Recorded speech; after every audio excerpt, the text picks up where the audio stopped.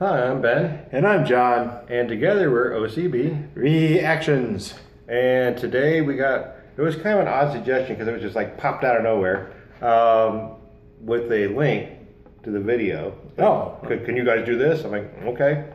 So I've listened to 3 seconds of this song and I was pissed off I had to stop it. So, so to start off with, I'm excited to actually get to hear the song. This is Erra. ERRA, Dementia. Never heard of it. I'd heard of them before, or I've seen the name, but I don't know anything about them. Right. So, I mean, I just kind of want to get into this. See. All right. Well, before we start, please like, subscribe, hit the notification bell, and share. Get the word out about the show and the artists. And like I said, I've never even heard of Erra, so.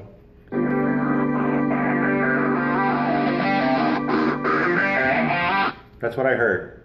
Okay. And yeah. So I got 5 seconds.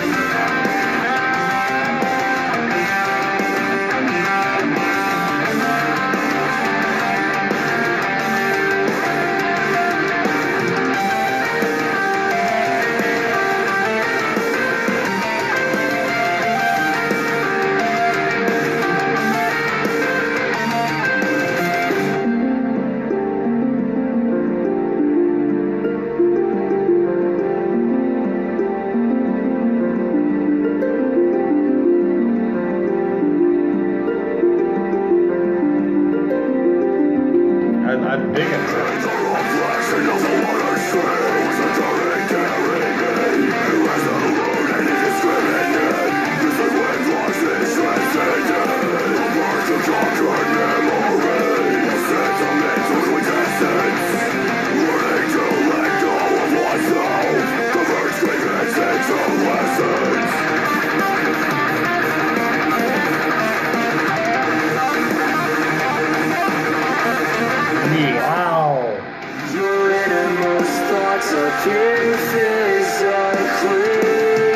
Cataclysm is bound to everything. Revitalization, there is no escaping unescapable. Life speaks black holes and lights. They're unstable.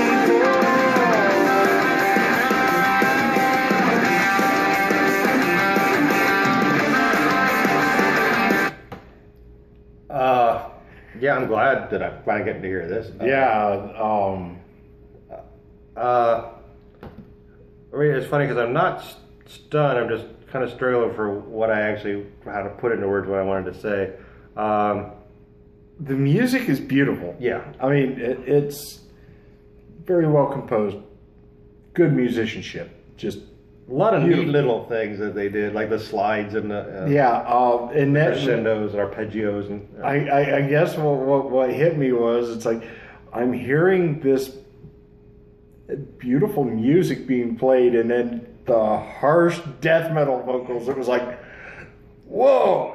But it fit. Yeah. Well, it's funny because like the reason I stopped it after he started the clean singing, it's like this is not something you get mid-tempo melodic death metal.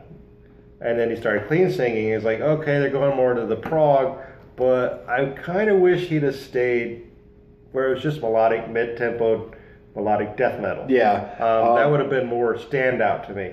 And I'm sure this is probably going to piss some people off. And I do like this, and I don't get me wrong, I like this.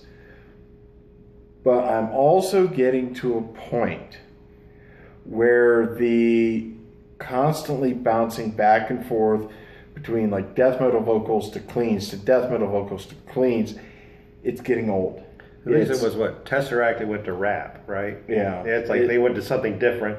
Just like, I hear this and I'm like, I really like it. I like Persephone better.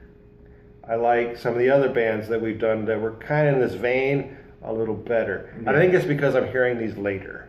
Yeah. It's really good. I mean, I really like it. I do like it. Don't get me wrong. It's just so many bands have jumped onto this bandwagon of harsh and clean vocals. Instead, why don't you do something different, like pick one of the two? And Which, like, I don't know, 15 years ago, they would have picked one of the two. So like, it's just not fresh anymore, I guess. What it's like, no, it fits this song. Yes. Where they're going. And I'm not complaining about it. It's just like, I kind of heard this before. It's still really good, still really well made. But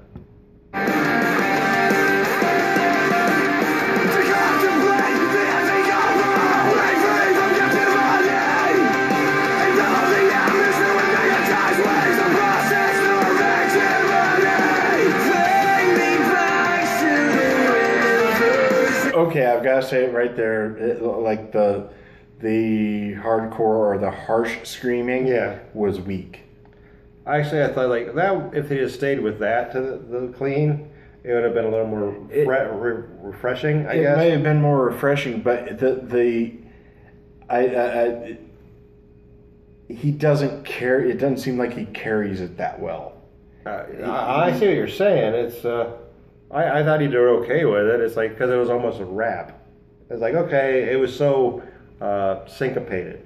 It's like okay, I kind of dig that, even though it wasn't like the actual vocals themselves. I think it was just the staying on rhythm the way he did. I think. And once again, don't take it the wrong way. I still like this. It's just I think vocally that was one of the weaker parts so far. Yeah, I got it.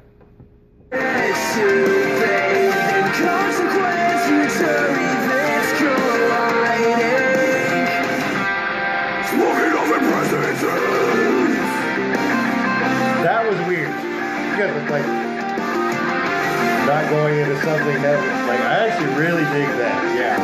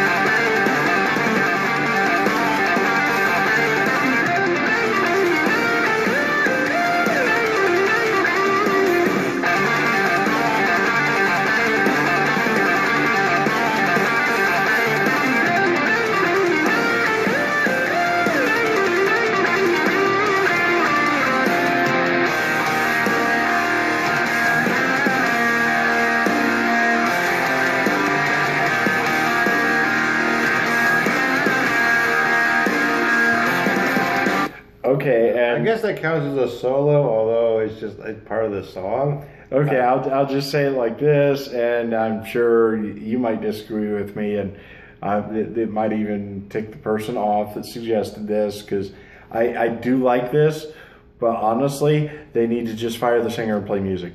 The guitar works phenomenal. It's like like the arrangement is amazing. Yes, that's what's making them distinctive. Is how when he did the and then went to melody. It's like I was kind of disappointed, but also like, oh wow, why did he do that? I think they would be better served because no part of this song really calls for unless they were doing like Melodeath or Melodic Death. There's no reason for him to do that. It's like. I mean, and going back and forth, I will say is less generic than going to get a female singer. Yes, yeah. So at least you just went with what you had. Didn't try to like, oh, we need a pretty girl to sell our band. Like, no, you don't.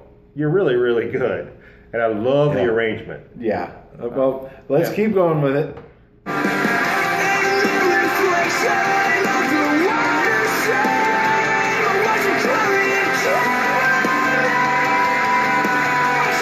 Carry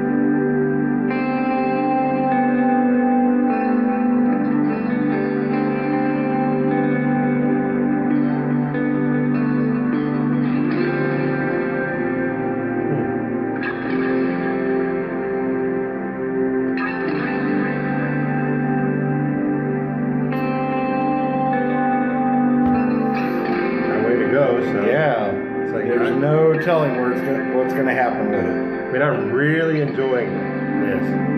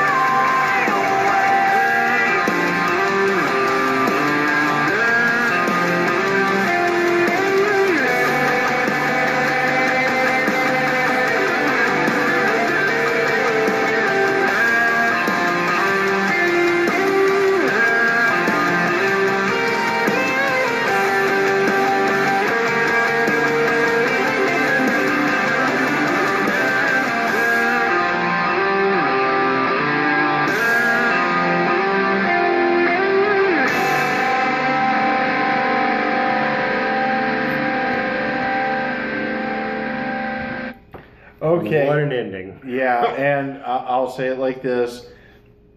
I was pretty critical of the vocalist. The longer it went on, the more it kind of grew with me. Like I said, I still could have done without that one, like the hardcore screaming, simply because of the fact that, to me, his voice was weak for it. It might have been production. He may have had just a bad day when they recorded it. I'm not saying Yeah, it everything. could have been like does the sounds 50th time he did it. You know, Yeah. But the just amazing production, amazing musicianship.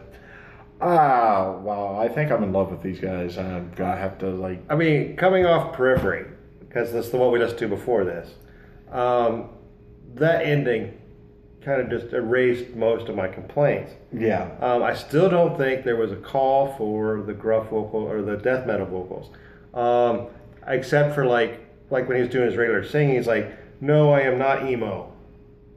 So I'm going to see, not emo, but it doesn't matter. Like he does have like a kind of emo feel, like emo type of the voice that you hear with emo. I wouldn't call this emo at all. No. Actually, what I would say is where the where he starts out with the death metal vocals. Honestly, I would have kept clean and used, like he did the one time, use the death metal growl for an effect. Yeah, an effect, an emphasis. But no, I still dig it. Because like when he did that last death metal growl and went melodic, it was kind of like an exclamation point. This part of the story is done. Yeah. Chapter 2. It's like, by the end, that is one of the most amazing endings to a song I've ever heard. This is one of those that you close your eyes and it tells you a story when you're listening. I mean, honestly, I kind of like, they don't really need a vocalist. Well, other than like, it's like, okay, you can sing the lyrics for the stupid people that won't understand what this song means because they're just worried about like moving their booty, you know. Yeah. It's all got to be body music, not, because I separate music into like there's cerebral, there's spiritual, and there's body. This is actually spiritual. Yeah, it's despite its like the aggressive moment, which even if they didn't do that, I'd still be in love with this song. This would be, I put on par kind of like with John Benai. It's not up there with John Benai, but it's kind of in that vein where it's like it's emotive. It's an emotional piece. It's true art. Yeah. It's I would definitely be listening to more of these guys. But I mean, there are other bands like, well, I was playing, because now that it's over, it's a completely different story. Yeah. But like, it's like, okay, maybe if they had the Pain of Salvation singer, they would be like, nobody would ever touch them. I mean, in the end, they stood out on their own. They have their own composition, their own style of arrangement, composition, and I'm very excited to check out more. So thank you for this. Yeah. Don't get too. Hopefully, you didn't turn it off when we were kind of dogging on it a little bit, because we were just discussing what we'd heard up to that point. Yeah, and it's also, this is one of those pieces that you have to absorb it. Yeah, it's a grower too. Yeah. Yeah. It's one of those that while you're listening to it, you're going to hear things that at first you don't like, and then later on it's like, okay, now I kind of get it, and now I do. It's not that I dislike the fact they used the hardcore scream. It's not that he used it. It just, to me, it sounded weak. Oh no, I get what you're saying. Like, you didn't like his performance on that particular vocal style, right?